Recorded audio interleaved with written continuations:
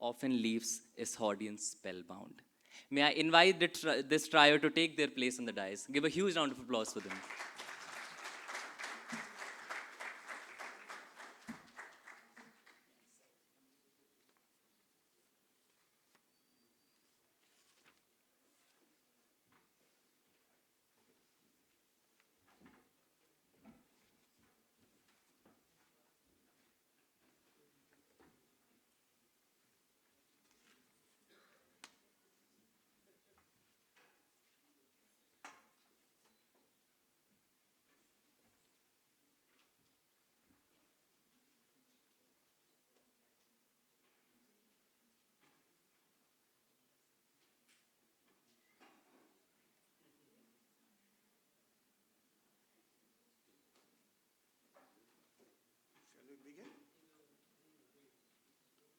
Hello.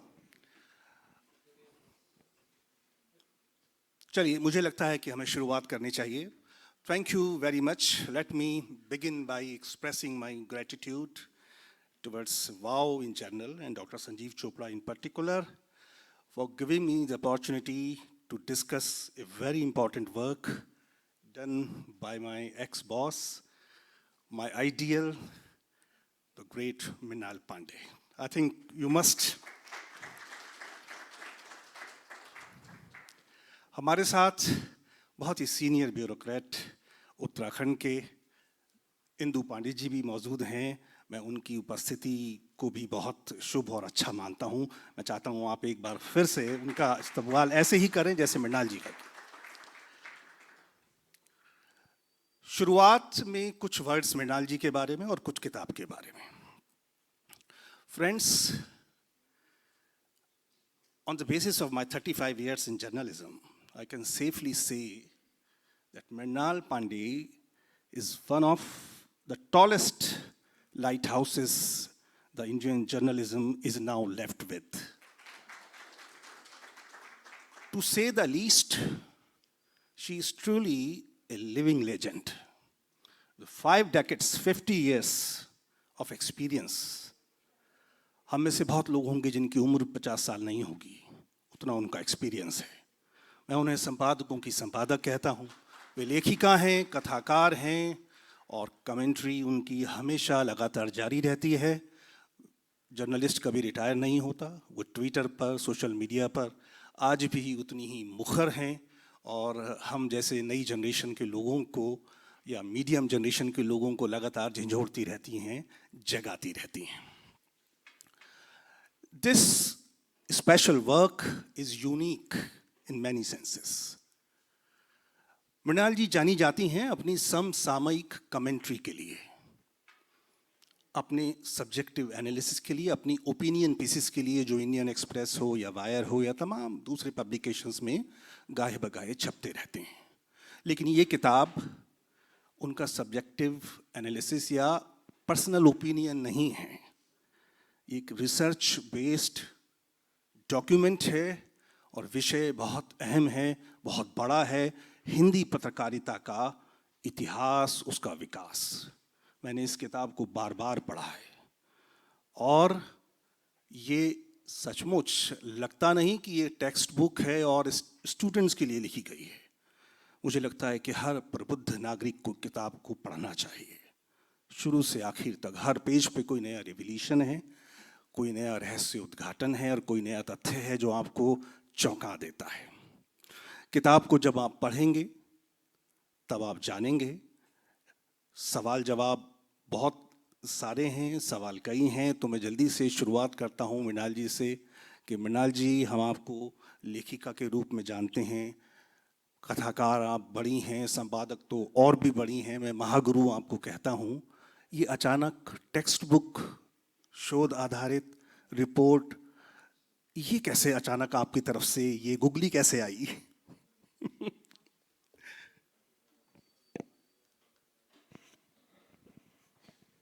Thank you for your kind words and my gratitude to VOW for giving me the award. ये किताब कई बार संयोग होता है इस तरह का कि कोई चीज़ बन जाती है। आप लोग जानते हैं कि मैंने तो हिंदी में ही पत्रकारिता की है और उसी में ज़्यादा सोच विचार किया है। लेकिन एक ऐसी कोई सेमिनार थी जिसमें मैं चेन्नई गई हुई थी। वहाँ पर मेरे पुराने मित्र हिंदू के एन राम थे और उनके साथ ही जो ओरिएंट ब्लैक स्वान की जो मुखिया हैं वो भी वहाँ पर, नंदिनी जी, वो भी मौजूद थीं।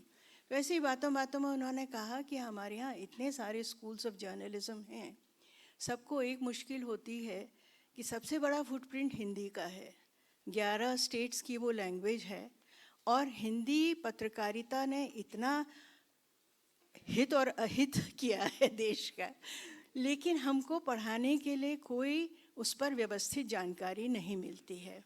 और दुर्भाग्य से हम सब साउथ में हैं, इसलिए हिंदी की मुख्य धारा से कटे हैं।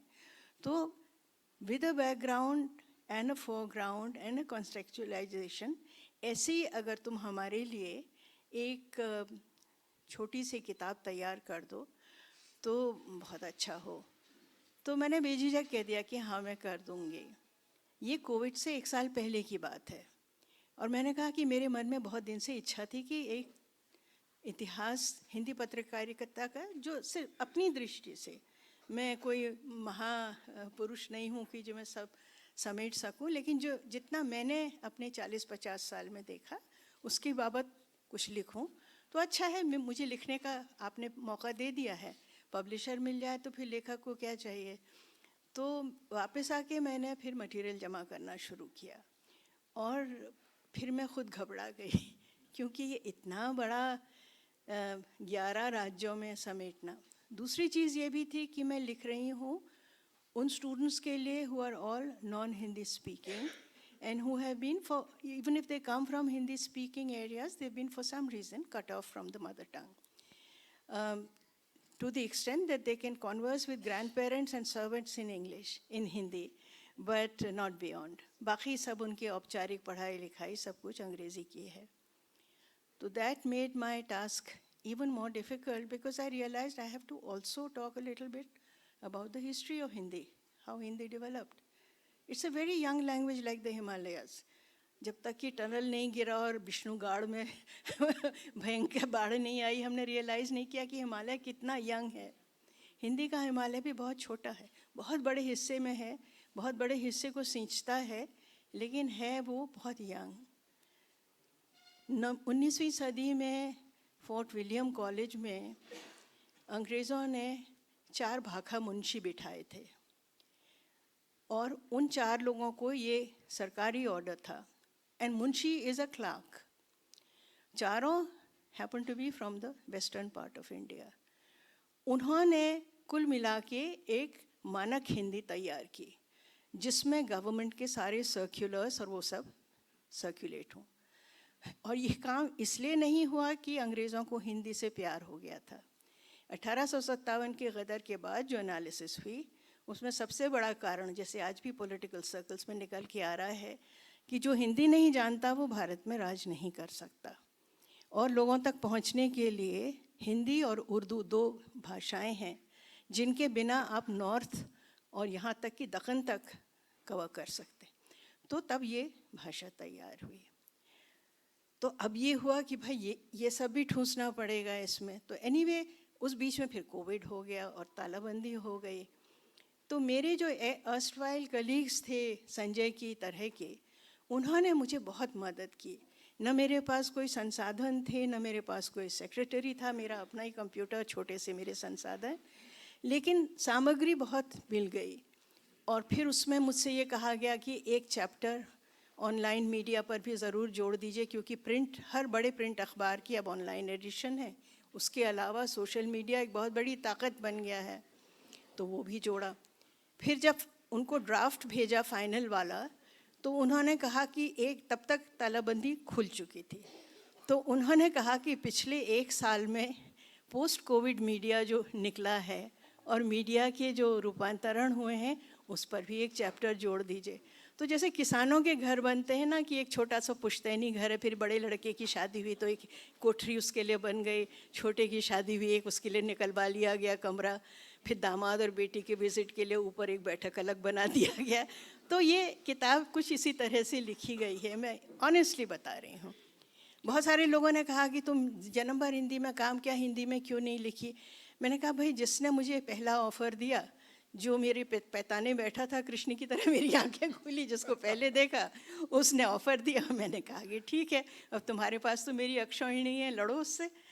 तो एनीवे फिर मैंने अपने पब्लिशर से बात की, उन्होंने कहा कि हिंदी में हम सहर्ष इसका अनुवाद करेंगे। तो इसका मैं फाइनल प्रूफ अभी कल ही पढ़ करके आई हूँ दिल्ली से। तो मेरे ख्याल में महीना डेढ़ एक में इसका हिंदी वर्जन भी आ जाएगा और अच्छा अनुवाद हुआ है। क्या बात है जी, अच्छा है, अच्छा है। मृणाल जी ने खुद ही बता दिया कि हिंदी का इसका अनुवाद तैयार है, वरना मैं वो सवाल पूछने वाला था जिसे सुन सुनकर मृणाल जी के कान पक गए होंगे, क्या हिंदी पत्रकारिता पर किताब है और अंग्रेज़ी में क्यों। और कई मंचों से मृणाल जी कह चुकी हैं कि हिंदी में तो ज़िंदगी भर काम किया है और उन लोगों से भी संवाद करना ज़रूरी है जो सिर्फ अंग्रेज़ी पढ़ पाते हैं किसी भी वजह से। मृणाल जी, जैसा मैंने कहा कि हर पन्ने पर कोई रहस्य उद्घाटन जैसी शैली में कोई तथ्य आता है। एक जगह आपने शुरुआती जो अध्याय हैं उसमें जिक्र किया है कि 200 साल पहले जब फोर्ट विलियम परिसर में ये सब चीज़ें हो रही थी और हिंदी को उसका फॉर्मल रूप देने का एक बड़ा काम शुरू किया था ईस्ट इंडिया कंपनी ने, तो ठीक उसी वक्त हिंदी छापे खाने का विरोध हो रहा था। तो ये क्या वजह थी? देखिए, एक चीज़ सबको याद रखनी चाहिए कि कोई भी साहित्य या कोई भी भाषा अपने आसपास के समाज के साथ ही गढ़ी जाती है, वो स्वयंभू होके ऊपर से नहीं टपकती है। तो जो विरोध हो रहा था वो कई तरह का था, कई रंगतों का था। और ये बड़ी अजीब चीज़ है क्योंकि मुग़लों के समय में कैलीग्राफी बहुत विकसित हुई थी और बहुत खूबसूरत हो गई थी। तो जितने भी बड़े राजे रजवाड़े सामंत थे उनमें होड़ लगी रहती थी कि अच्छे अच्छे ग्रंथों को वो उस सुंदर लिपि में लिखवाएं और उसको कोर्ट के जो उनके पेंटर्स थे उनसे इलस्ट्रेट करवाएं। और जिसके पास जितने हस्तलिखित प्रतियां होती थीं वो उतना बड़ा कल्चरल ज़ार माना जाता था। शुरुआत की थी अकबर ने और जहांगीर ने।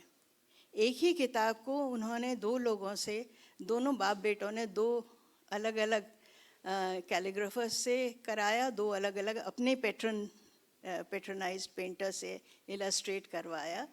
और वो दोनों प्रतियां जो हैं वो, जैसा कि आपको मालूम ही होगा, हिंदुस्तान में नहीं है, एक क्लीवलैंड म्यूज़ियम में है और एक लंदन में है। लेकिन ये उस ज़माने में एक रईसों का ठाठ था, जैसे कि मिस्ट्रेसेस रख लेते थे, संगीतकार रख लेते थे, और वो एक शाही वो बन जाता था डिपार्टमेंट जो उनको वसीक़त दे दिया करता था और उससे वो पलते रहते थे। और जब उनको लगा कि ये करना चाहिए, तो ये सारी चीज़ें जो हैं ये उस समय के समाज से जुड़ी हुई थी। और उसके बाद जब छापाखाना आया तो कैलीग्राफर्स जो थे उनको लगा कि अब तो हमारी रोज़ी रोटी मारी जाएगी। तो जैसे क्लासिकल म्यूजिशियंस ने बहुत लंबे समय तक ग्रामोफोन रिकॉर्ड्स का विरोध किया, ये कुछ उसी तरह की चीज़। जी जी जी जी, मतलब ये भी कहीं भावना रही होगी कि जो बेहतर ज्ञान विज्ञान है वो बड़े वर्गों तक ना पहुँचे, क्योंकि कहीं ना कहीं अंडर करंट तो वैसा रहता भी था। नहीं, वो तो है ही, मतलब रिटेल और बिस्पोक में जो अंतर होता है, ये जो बिस्पोक साहित्य था जो रुचि के अनुसार दाता की गढ़ा गया था, उसकी तुलना में अगर वही ज्ञान रिटेल में सबको मिल जाएगा, पेंटालून में जी, और जी, जी, मार्क्स एंड स्पेंसर में, तब तो फिर बड़ी गड़बड़ हो जाएगी। तो इसलिए भी छापे खाने में मुग़लों ने बहुत समय तक पेट्रोनाइज नहीं किया।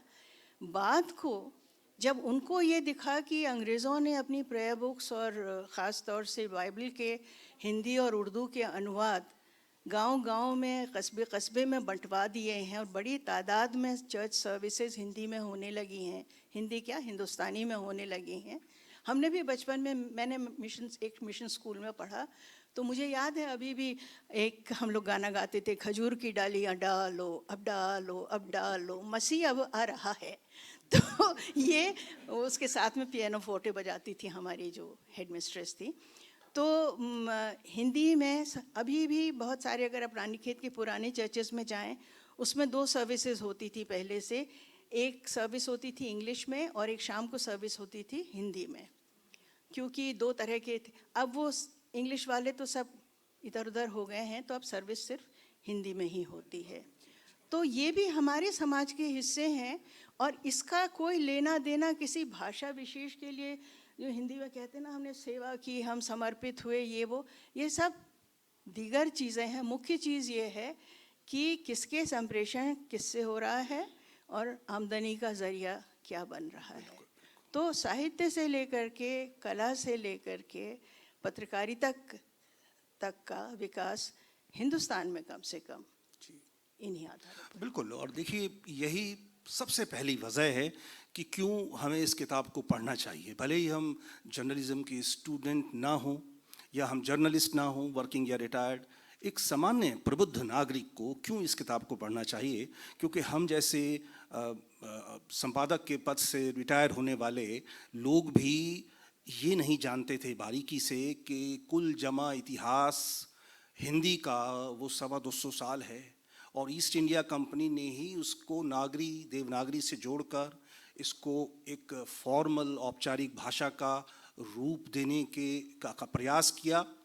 और उसी के फिर मुश्किल से 2 दशक बाद पहला हिंदी का अखबार। मुझे लगता है कि चूँकि हम हिंदी पत्रकारिता की बात कर रहे हैं, तो सारे ऑडियंस के लिए ये जिक्र ज़रा अच्छा रहेगा कि पहला अखबार किन परिस्थितियों में निकला, कौन थे और कितने दिन चला वो। बड़ी मज़ेदार कहानी है। पहला अखबार, जैसा आप सब जानते हैं, उदंत मार्तंड था। मेरे जन्म से ठीक 100 साल पहले 1846 में निकला था। मैं 1946 में पैदा हुई और वो 1846 में निकला था।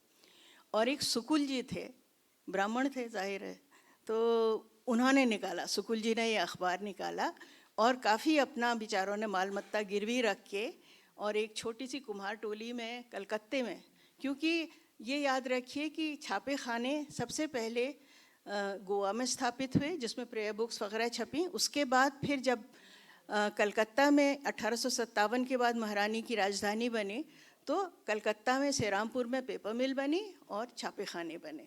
तो Calcutta became the birth place for Hindi journalism also, because it had a printing press and it also had paper available locally. तो सुकुल जी बेचारों ने निकाला। मैं बेचारे इसलिए कह रही हूँ, उन्होंने उदंत मार्तंड निकाला। बड़ी मज़ेदार कॉरेस्पॉन्डेंस भी है वो, जो उन्होंने ब्रिटिश सरकार के साथ की थी, कि जो उस तरह की भाषा में, अंग्रेज़ी में, और उनको परमिशन मिल गई। अब जिनके मकान में उन्होंने किराए पर ये छापा खाना लगाया, वो थे बंगाली। आप जानते हैं, there is a certain parochialism in West Bengal, और फिर वो तो मकान मालिक थे और ये बेचारे किराएदार थे। तो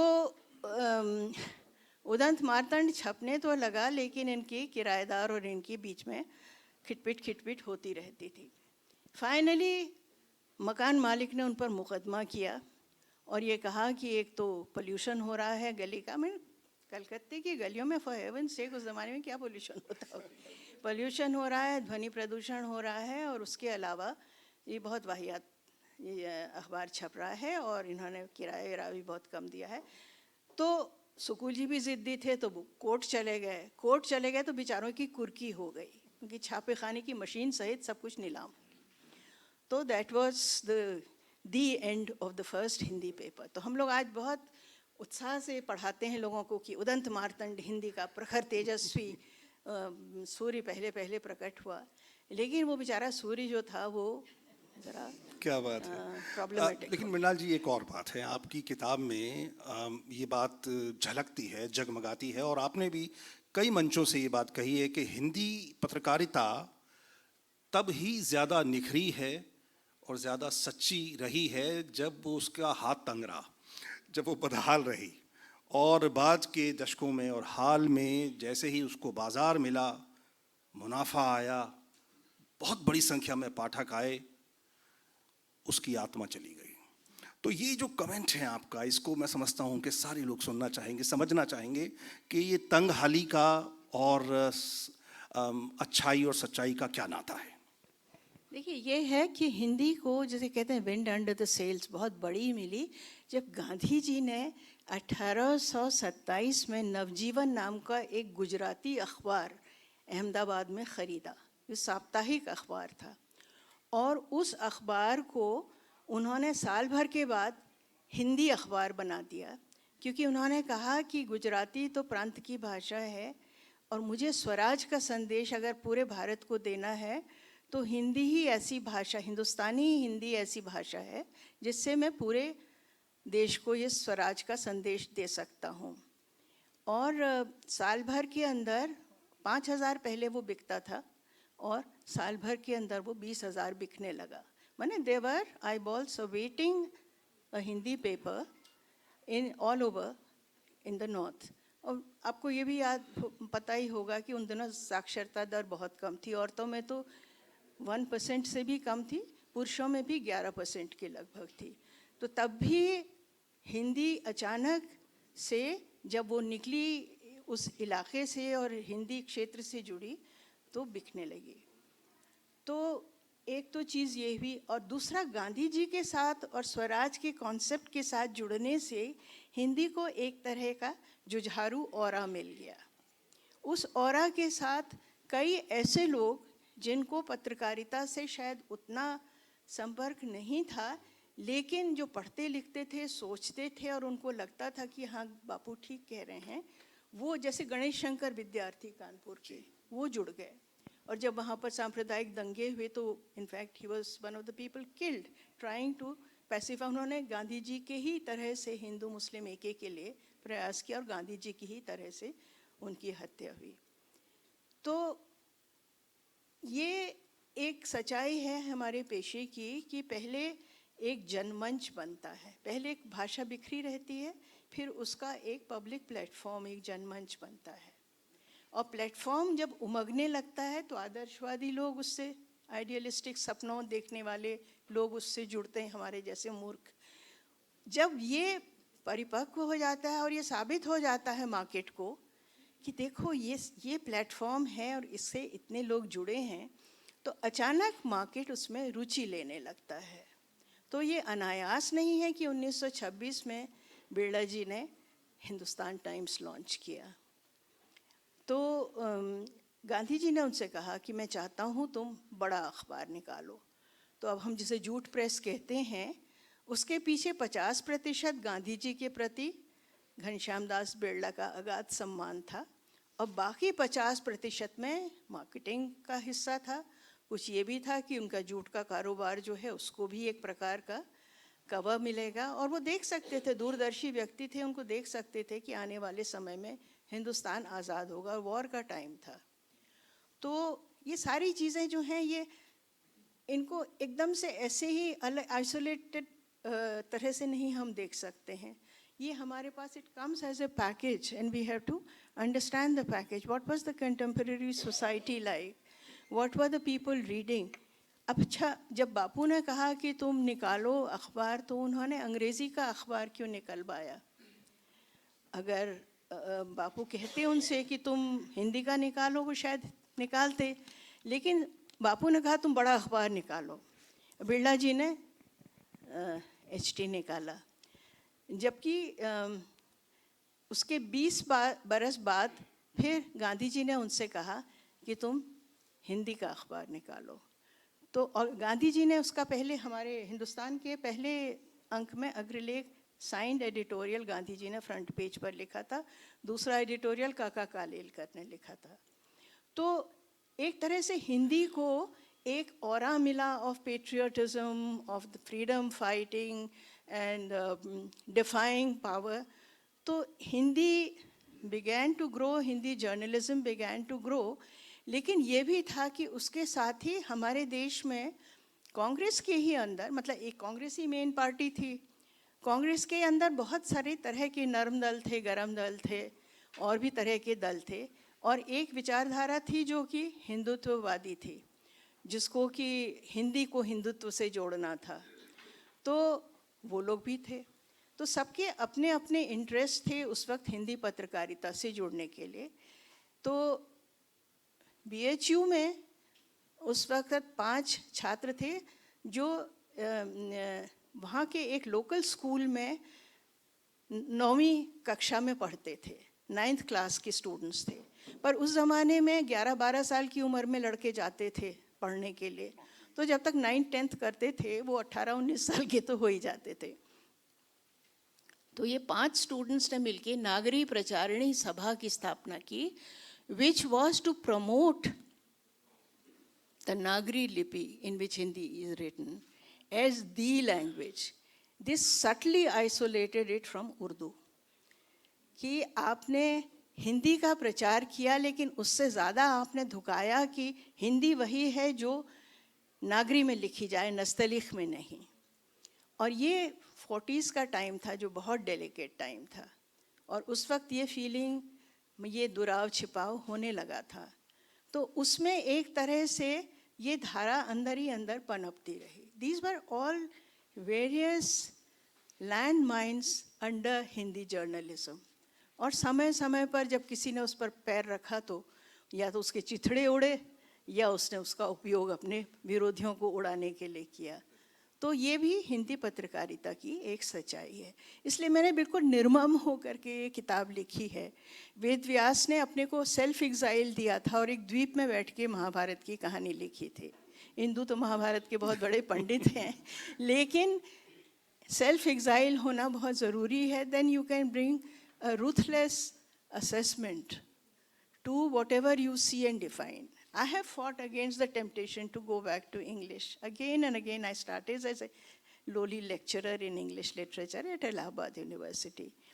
लेकिन फिर मुझको लगता था कि नहीं, दिल मेरा यही है। और सचमुच, I mean, I'm word perfect in Hindi, अंग्रेज़ी थोड़ी लड़खड़ है। तो इसलिए मुझे बहुत मज़ा आया। इतने साल मैंने काम किया और मुझे सचमुच कह रही हूँ कि मुझे बहुत मज़ा आया। मृणाल जी, मैंने तो शुरू में ही कहा कि इस किताब को पढ़ के साफ लगता है कि मृणाल जी ने खुद को बिल्कुल अलग रखा है, ऑब्जेक्टिवली देखा है, दृष्टाभाव से उसमें खुद इन्वॉल्व नहीं हुई है, अपनी पर्सनल ओपिनियंस को हावी नहीं होने दिया है। एक एक लाइन का मतलब है और उसका रेफरेंस लिस्ट जो है बुक के एंड में वो बहुत लंबी है। तो कुछ भी ऐसा नहीं है कि अपने मन से कोई स्थापना हो, हर चीज़ के पीछे तथ्य हैं। मृणाल जी, मैं समझता हूँ कि ऑडियंस अब तक ये अप्रिशिएट कर रही होगी कि जितनी भी यहाँ बातें हो रही हैं, हम सिर्फ 1 या 2% पहलू छू पा रहे हैं उस किताब के। हर पन्ने पर आपको इस तरह के तथ्य मिलेंगे जो आपको चौंका देंगे।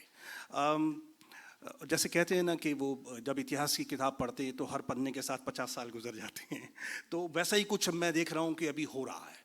लेकिन 200 साल का इतिहास है, और जैसा मैम ने कहा कि हिमालय की तरह यंग है पत्रकारिता, 200 साल की यंग। पीछे मुड़ के अगर हम देखते हैं तो एक सवाल जहन में आता है। संगीत की उपमा की बात चल रही है, इस एनालॉजी को थोड़ा और आगे ले जाते हैं। जैसे कहते हैं कि भारतीय फिल्म संगीत का गोल्डन एरा वो 50 का दशक है, जब श्रेष्ठतम काम हो रहा था। सी रामचंद्र थे और नौशाद और भी बड़े बड़े नाम थे। मैम, अगर हम बात करें हिंदी के पब्लिक स्फीयर की, क्योंकि आपकी किताब में हिंदी के पब्लिक स्फीयर और इस नाम से किताबें और भी आई हैं, और इसी की किताब है और सीनी की, आपने उसको मेंशन भी किया है। थोड़ा सा हिंदी का पब्लिक स्फीयर कब परिपक्व हुआ? क्या जो उनकी जो स्थापना है कि 1920 से लेकर 1940 तक के 2 दशक वो गोल्डन पीरियड था, और वही था हिंदी का पहली बार पब्लिक स्फीयर डेवलप हुआ। पब्लिक स्फीयर आप सब जानते होंगे, मृणाल जी ने इसको स्पष्ट भी किया है, एक बड़ा मंच जिस पर डिबेट हो सके, जिसमें हर सिटीजन इन्फॉर्म्ड होता है और पॉलिसी डिसीजंस पर एक बड़ी बहस की गुंजाइश बनती है और बातचीत होती है। तो हम वर्तमान की जो हिंदी पत्रकारिता है इस पर आएंगे, लेकिन क्या कोई गोल्डन एरा आप देखती हैं इस 200 साल की तरफ जब आप सिंहावलोकन करती हैं? मैं उसे गोल्डन एरा तो नहीं कहूँगी, क्योंकि मैंने जो पढ़ा वो on a scale of 1 to 10 I would rate it around 5, at the most 5.5. It is a nascent rise of vernacular journalism in the vast Hindi belt, where most of the people were illiterate, and women and Dalits were the most illiterate of all. तो इसलिए उसको हम inclusive तो नहीं कह सकते हैं. जितने आप संपादक भी उस समय के हैं, सुकुल जी से शुरू करें, सब के सब सवर्ण लोग थे. लेकिन एक चीज़ जो इन सबको जोड़ रही थी साथ में, वो ये थी कि सब अंग्रेज़ी शासन से मुक्ति चाहते थे और आम जनता जनार्दन भी मुक्ति चाहती थी. इसलिए उस वक़्त जातिवाद था व्यापक और आज से कहीं अधिक दमघोट था. लेकिन अच्छे अखबारों के लिए लोग ये बैठ कर के संपादक या संपादकीय टोली की जाति कुल गोत्र नहीं जांचते थे. ये देखते थे कि वो बात क्या कह रहे हैं. और सारे हिंदी के जो अच्छे अखबार थे कभी न कभी पर्सिक्यूट हुए हैं और होते रहे हैं. नवजीवन जो गांधी जी का अखबार था 3 बार जब्त हुआ और उसका प्रिंटिंग प्रेस भी जब्त हो गया. लेकिन हर बार फिर वो खुला और फिर वो उनको वापस लौटाया गया. तो इसलिए हिंदी के साथ ही ये लगा हुआ है, because it is the language of the common people, because it is a public sphere where the poorest and the most illiterate can also come and talk. आप ये भी याद रखिए कि हिंदी के अखबार तब बाँचे जाते थे. एक जना चौपाल में या गांव में बाँचता था और बाकी लोग सुनने को आते थे. हमारे जो पुराने सेल्स फिगर्स मैंने 60s के 50s के देखे, उसमें यही था कि per copy readership used to be in the range of about 75. एक कॉपी को 75 लोग सुनते थे, एक आध पढ़ते भी होंगे. टुडे द पर copy readership is in single digits. तो अखबारों का प्रसार प्रचार, लिटरेसी का प्रसार प्रचार तो हो गया है, लेकिन हर प्रसार के साथ फिर अपने वो होते हैं. I mean everything brings. नदी अपने साथ सिंचाई का पानी लाती है, गाद भी लाती है, दोनों ही चीज़ें होती हैं. तो हिंदी के साथ भी यही हो रहा है कि पानी भी आ रहा है, गाद भी आ रही है.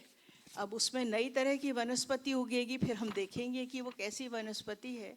लेकिन चिंता की बात ये है कि हिंदी के हिमालय में बहुत सारी ऐसी पावर प्रोजेक्ट्स बन रही हैं, लिटरली पावर प्रोजेक्ट्स बन रही हैं, जो इस हिमालय को खोखला कर रही हैं.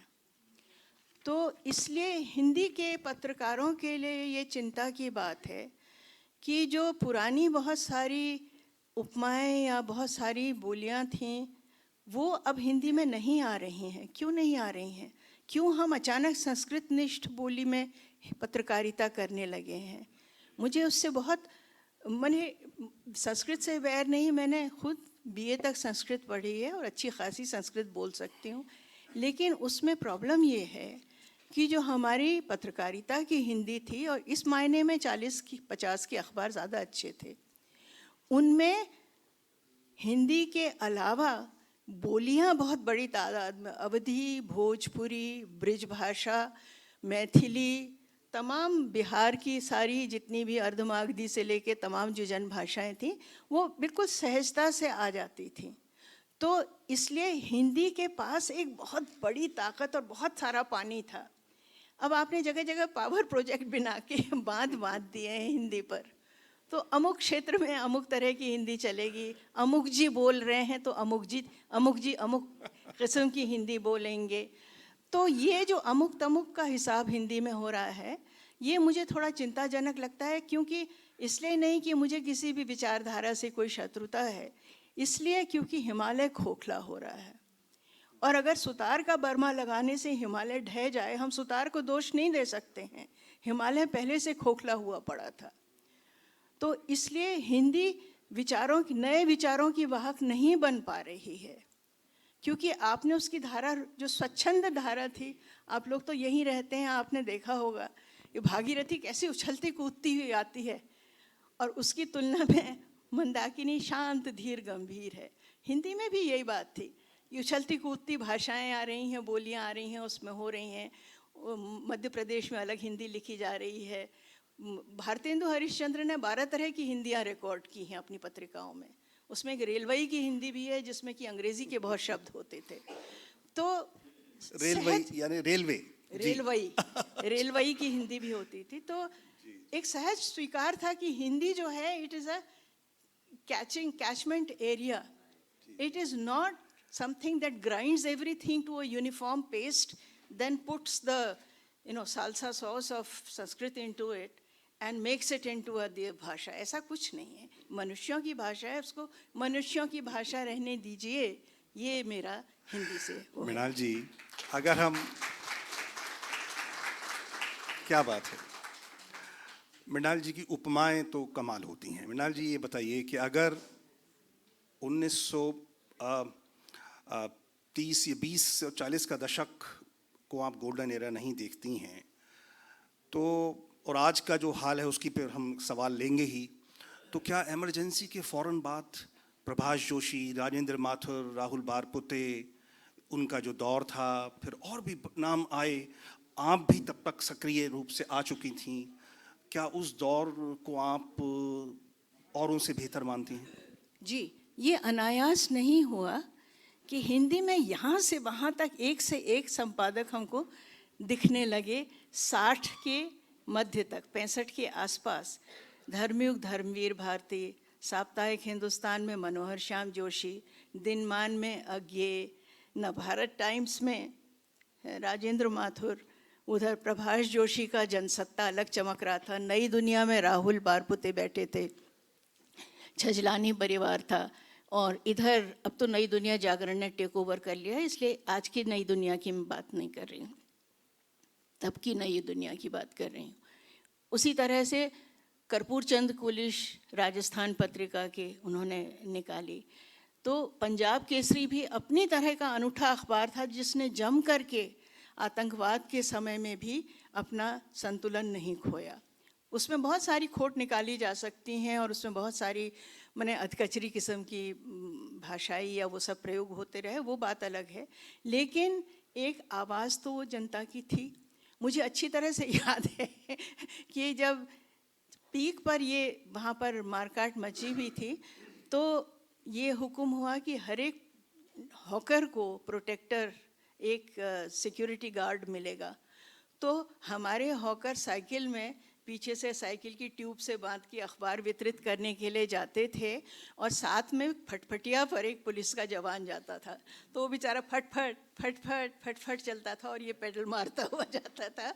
It was hilarious but it was also so sad that a newspaper has to be distributed under cover from a security man. तो वो दिन भी कट गए और उसके लिए मैं सिखों को सलाम करती हूँ कि उन्होंने जो उस वक्त सदाशयता दिखाई और जो देश को अटूट रखने के लिए जो उनकी भावना थी उसका परिचय दिया, और वो दिन कट गए.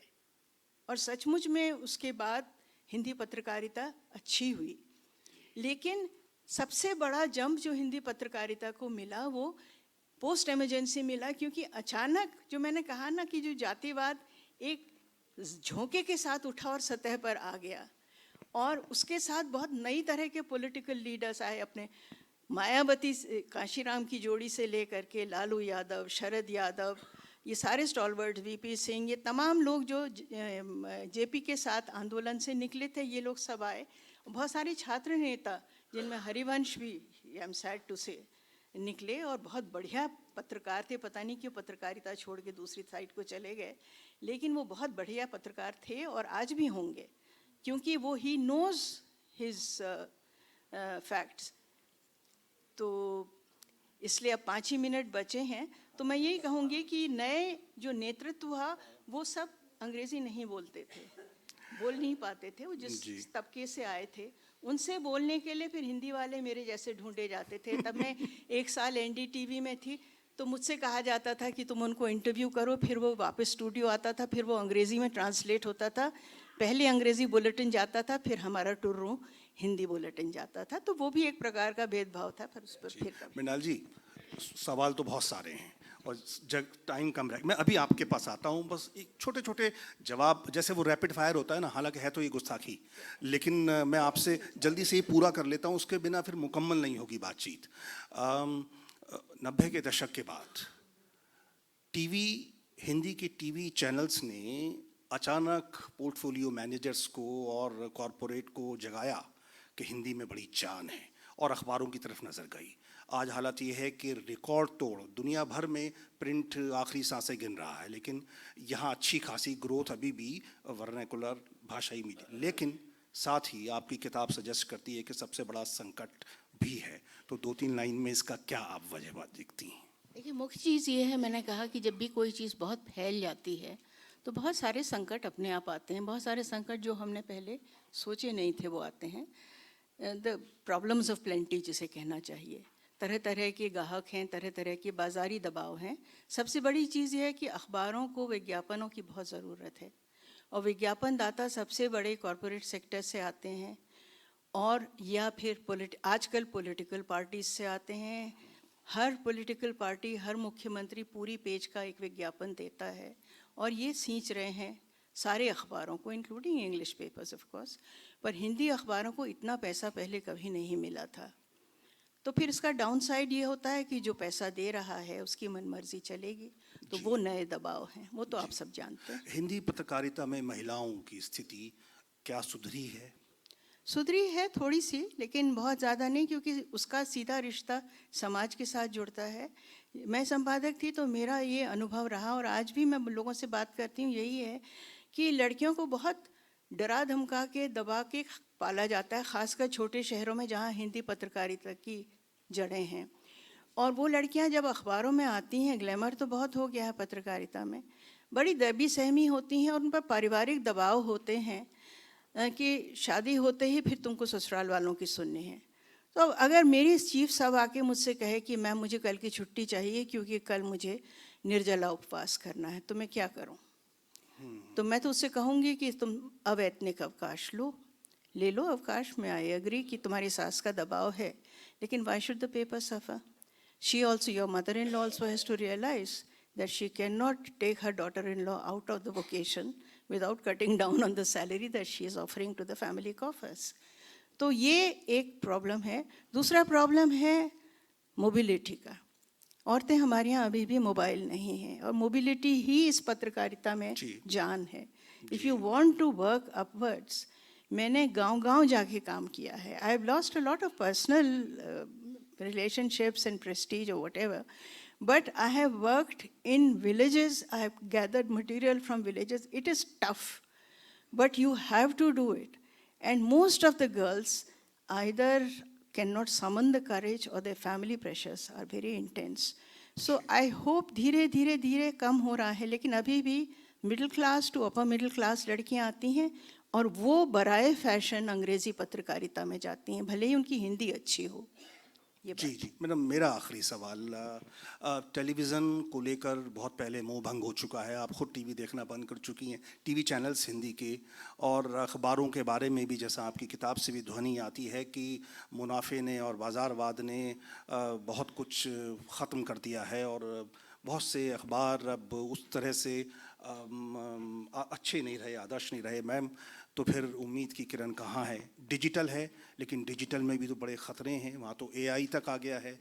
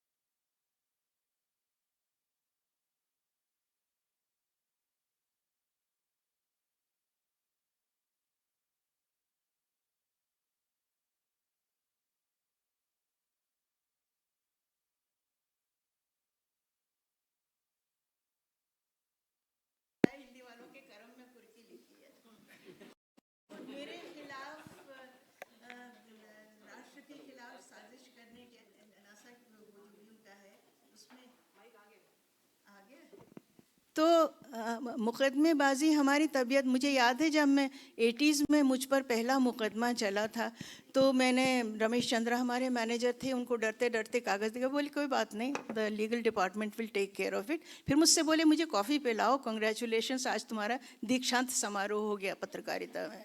जब तक वो संपादक ऐसा है जिस पर मुकदमे न चले। तो अब मैं बेशरम हो गई हूँ, I have such a thick skin कि अब so I think है उम्मीद। There are, I meet very bright young people in Hindi journalism. I meet very bright who may not be permitted to write what they want, but they have these insights. They have the inside information. They have the language to express themselves. And I am hopeful. I'm very hopeful for Hindi journalism. Thank you. क्या बात है, क्या बात। Okay, आप देख रहे हैं समय पूरा हो गया है, लेकिन आपके सवाल भी लेने हैं, तो जो बीच का जो 15 मिनट का अवकाश टाइम होता है, मुझे लगता है उसे हमें लेना पड़ेगा। आप ज़रूर सवाल पूछिए और संक्षिप्त रखना है। काफ़ी देर से आप बड़ा संक्षिप्त रखिएगा सवाल को। Sir mic please. वो जी, वो रिकॉर्डिंग के लिए, रिकॉर्डिंग में फिर वो नहीं आती। गौतम प्लीज़, हमारे हॉल कोऑर्डिनेटर। थैंक यू, आपके दाहिनी ओर से sir. Thank you. Sanjay ji की तरह ही मुझे भी सौभाग्य प्राप्त है कि मैं उनकी टीम में रहा हूँ, मेरी संपादक रही हैं। मैं भाषा के संदर्भ में, आप चूँकि बार बार जिक्र आया है भाषा के बदलाव का, और आपकी किताब के संदर्भ में आमतौर से दो दृष्टियाँ मौजूद हैं भाषा को लेके। एक दृष्टि भाषा वैज्ञानिकों की है जो ये कहती है कि बदलाव लगातार होगा, कोई नहीं रोक पाएगा। एक दृष्टि व्याकरण के लोगों की है जो ये कहती है कि हम बदलाव को एक फ्रेम में ही स्वीकार करेंगे। तो इन दोनों दृष्टियों के बीच आप भाषा को लेके कहाँ खड़ी होती हैं? Thank you. मैं फ्रेम भंजक हूँ। संस्कृत का एक श्लोक है, उसका मतलब ये है कि हमको बताया गया था कि प्रेम शब्द न्यूट्रल है, न्यूट्रल जेंडर है। तो मैंने अपने हृदय दे करके उसको प्रेमिका के पास भेजा और उसने मेरी प्रेमिका को पटा लिया। हताह व्याकरणेन वयम, हमको तो व्याकरण ने मार डाला। तो व्याकरण के फ्रेम में हमेशा नहीं सोचना चाहिए। भाषा जनता गढ़ती है। आप कुम्हार से कह सकते हैं मेरे लिए नया घड़ा बना दो, आप जनता से, आप किसी लेखक से नहीं कह सकते मेरे लिए नया नहीं बना सकते हैं, कितने ही बड़े हम लेखक या संपादक। तो भाषा का मानक जनता है, और ये बार बार मैं नहीं कह रही हूँ, ये पाणिनि ने भी कहा है। और ये संगीत शास्त्र में जो अभिनव गुप्त का जो है आलेख है, ध्वन्यालोक का जो आलेख है, सब जनता को मानक मानते हैं। तो जनता जो भाषा बोल रही है, अगर वो रेलवे की हिंदी है, रेलवे की हिंदी सही, हम तो वही। बहुत धन्यवाद जी, आप प्लीज। मृणाल जी नमस्कार, नमस्कार, शुभकामनाएं। माय नेम इज आलोक सरीन। मेरे दो लाइटर वेन में क्वेश्चंस हैं। एक तो ये हिंदी जो फिल्म्स है हमारे, और सॉन्ग्स हैं, क्या हिंदी की प्रमोशन में इनका बहुत बड़ा योगदान है? एक तो ये लाइटर वेन में, और सेकंड ये कि जो हमारे जो हिंदी का ऑल इंडिया रेडियो पे, आकाशवाणी पे हिंदी की न्यूज़ पढ़ते थे देवकी नंदन पांडे जी, और उनके जो अभी एट प्रेजेंट में विमलेंदु पांडे और रचना पांडे, तो क्या आपका उनसे कोई पर्सनल मतलब रिलेशनशिप है? बस ये दो questions, that's on a personal level and that is on a Hindi film. Thank you sir. नहीं, खेद है, मेरी उनसे कोई पर्सनल रिलेशनशिप नहीं है। देवकी नंदन पांडे जी को मैं जानती थी, मेरी माँ के बहुत अच्छे मित्र थे और बहुत मैं उनका आदर, उनकी जैसी आवाज़ बहुत कम होती है। नहीं, मेरा उनसे कोई परिचय नहीं है।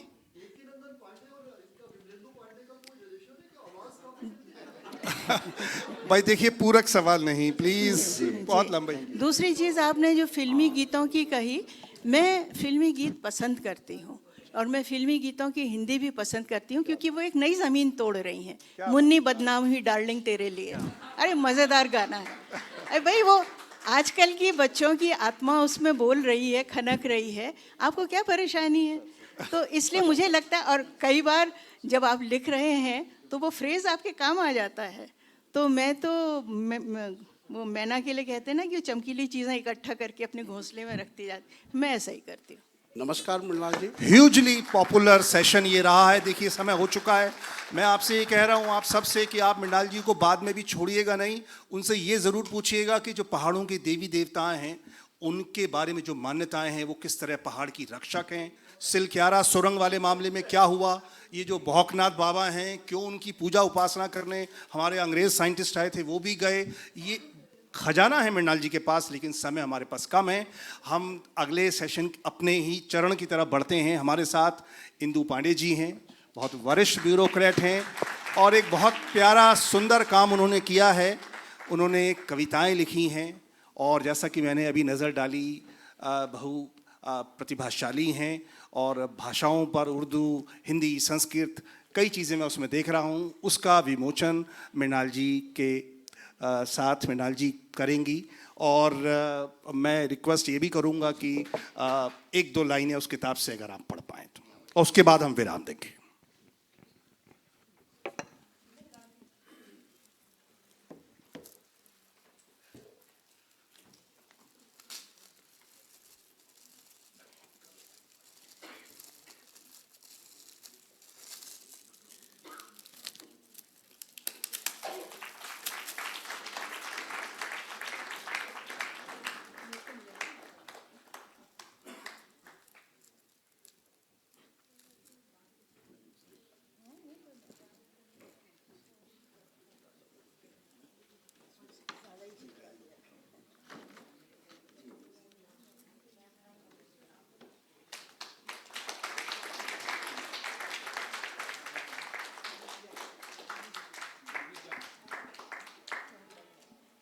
बहुत शुक्रिया, धन्यवाद।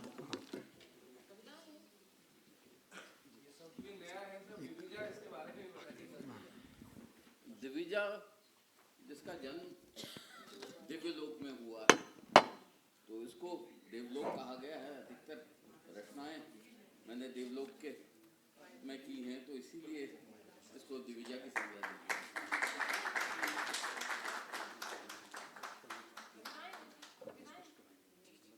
कविता संग्रह है ये।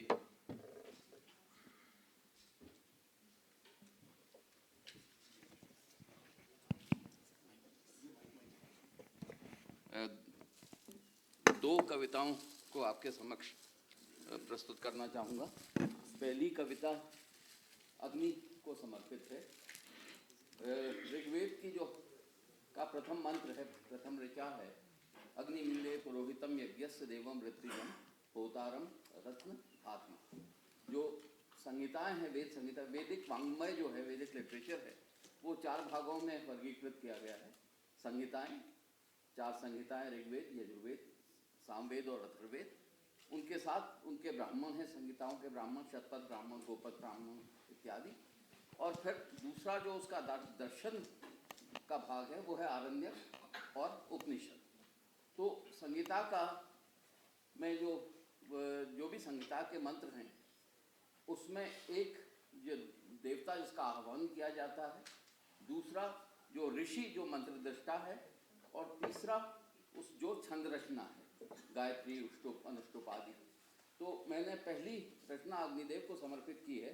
प्रथम वेद की प्रथम ऋचा के प्रथमाक्षर तुम, यज्ञो वै विष्णु, यज्ञ को विष्णु की संज्ञा दी गई है।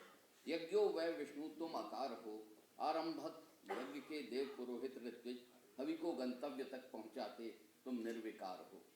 वैश्वानर तुम तेजोमय ऊर्जा का प्रसार हो, तत्व हो रूपसी या रौद्र रूप, ऊर्जावान रस जला भाव का आधार हो। उष्णा का धर्म लिए चपल बल दृष्टा प्रपंच हो, रूप तन मात्रा की व्यक्त लालिमा, आकार की अभिव्यक्ति का शाश्वत मंच हो। तुम प्रकृति प्रधान के विकार, पावक तत्व की प्रतीति हो, पवित्र शुचिता के परीक्षक, अभय शक्ति या प्रीति हो। स्थूल नेत्रों को रूप की अनुभूति हो, मानव सभ्यता के विकास का प्रथम सोपान हो, हवि को वहन किए देवों का आह्वान हो। गायत्री त्रिवृत्त स्तोम प्रधानतर साम हो, पार्थिव आकाशी देवता प्रधान हो। क्योंकि अग्नि ऐसे देव हैं जो पार्थिव पृथ्वी के भी हैं और आकाश के भी हैं। स्वाहा के स्वामी तुम, उनकी पत्नी स्वाहा हैं। स्वाहा के स्वामी तुम, ऊर्जा हो स्पंदन हो, जलजा हो पृथ्वी पर रणि मंथन हो, स्वर्णिम परिधान में गीत संगीत लिए, सत्य स्वरूप स्वयं साध्य सनातन साधन हो। एक और कविता, एक दो छोटी सी कविताएं प्रस्तुत करूंगा। एक कविता है यामिनी। यामिनी रात्रि रात्रि को कभी भी सौंदर्य का प्रतीक नहीं माना गया। अंधकार को अज्ञान का प्रतीक माना गया है और उसके सौंदर्य के बारे में तो ये थोड़ा सा हटके मैंने प्रयास किया है कि रात्रि के सौंदर्य को उजागर करने का, रात्रि की शक्ति को उजागर करने का। यामिनी तुम शाम की अभिप्रेत रजनी राधिका की कल्पना हो। यामिनी तुम शाम की अभिप्रेत रजनी राधिका की कल्पना हो। तिमिर में अंतर्निहित अनुपम सौंदर्य की अभिव्यंजना हो। रात्रि के अदृश्य मेघों से आच्छादित सौदामिनी के गर्भ में अगोचर आवेश तुम नीलांजना हो। निशा के कृष्णवर्णा केश के परिधान में आवृत सी, शशि रश्मि रस से सिंचित मधुकामिनी उन्मादिनी सी, नीलाभ नग में नवल नृत्य करते तारागणों से अलंकृत नीलोत्पल की नवयौवना वीणान्वित मृणालिनी सी, स्वपित के सत्संबंध की सुमधुर रागिनी से। कहते हैं जब आप डीप स्लीप में होते हैं बहुत, तो उस वक़्त आप एक तुरीय अवस्था में आ जाते हैं। स्वपित के सतोगुण पूर्ण स्वपित के सत्संबंध की सुमधुर रागिनी सी, त्रियामा के श्याम मलकों की वृत वल्लरी का विपुल विस्तार हो। तिमिर में अंतर्निहित उर्ज्योति का सकल श्रृंगार हो। स्वप्नांत प्रज्ञा भूमि आनंदमय विश्रांति का सुखद संसार हो। दिवस की सह संगिनी अनेक वर्णा संध्या की लालिमा को कपोलों पर उषा तक संजोए श्याम वर्णा शर्वरी हो।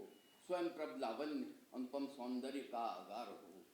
स्तब्धता में श्याम की वंशिका के मृदुस्वर संवेद की सहज संवेदना हो। काव्य के परिवेश में माँ शारदा की मौन मंत्रों में गुरु बना। बहुत खूबसूरत, बहुत धन्यवाद सर। मैं विनम्रता से आप सभी से माफ़ी चाहूँगा कि हम समय सीमा को पहले ही लांघ चुके हैं और अगला सत्र हमें बहुत जल्द शुरू करना है, लेकिन आप सभी ने इस खूबसूरत सत्र में शिरकत की। हमारे तीनों दिग्गजों के लिए एक बार ज़ोरदार तालियां। आदरणीय मृणाल पांडे मैम ने पत्रकारिता के इतिहास और भाषा पर बहुत सारी खूबसूरत जानकारी हमारे साथ साझा की। अध्यक्षता आदरणीय इंदु पांडे सर जी ने की, उनके लिए भी ज़ोरदार तालियां। और इस सत्र के खूबसूरत चर्चाकार आदरणीय संजय अभिज्ञान जी, जो पूर्व कार्यकारी संपादक रहे हैं अमर उजाला के, वर्तमान संपादक, वो भी हमारे साथ हैं। शुरुआत में शायद इस जानकारी में कुछ गलती हो गई थी, उसे भी दुरुस्त किया जा चुका है। बहुत धन्यवाद आप सभी का, आप सभी हमारे साथ इस सत्र में जुड़े। मैं हमारे वाव बोर्ड मेंबर आदरणीय डॉक्टर राजेंद्र डोभाल सर से गुजारिश करूंगा कि वो हमारे तीनों मंचासीन दिग्गजों को वैली ऑफ वर्ड्स की ओर से सप्रेम भेंट के रूप में वैली ऑफ वर्ड्स की किट बैग से सम्मानित करें।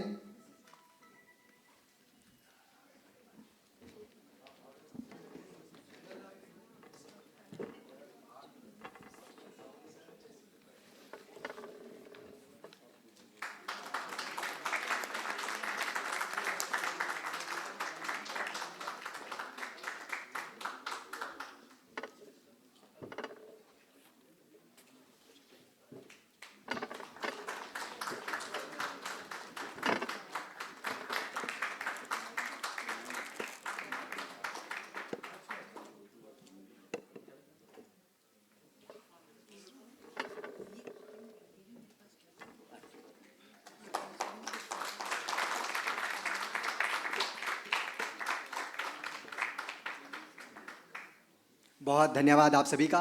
इसके बाद हमारा अगला सत्र ठीक इसके बाद शुरू होने जा रहा है, जिसका नाम है लुकिंग बियॉन्ड चिपको, जिसमें